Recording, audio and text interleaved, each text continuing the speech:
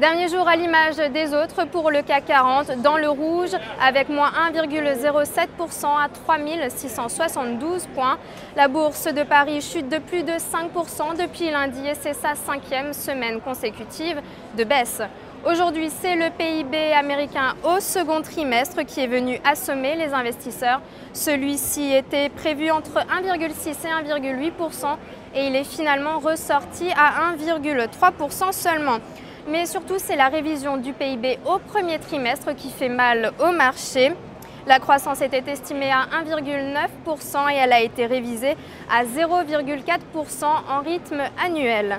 À Washington, les négociations sur le relèvement du plafond de la dette sont toujours bloquées et hier, les républicains n'ont même pas voté le plan de leur chef à la Chambre des représentants.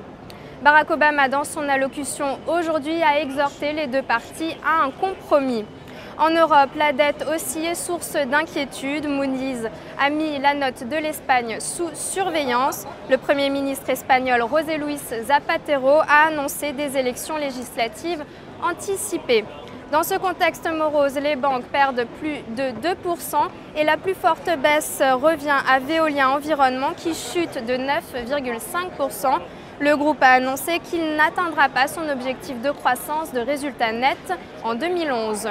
A l'inverse, Saint-Gobain parvient à se hisser vers le haut grâce à une croissance de son résultat net. Son titre gagne 2,15% et c'est la meilleure progression du CAC 40 aujourd'hui.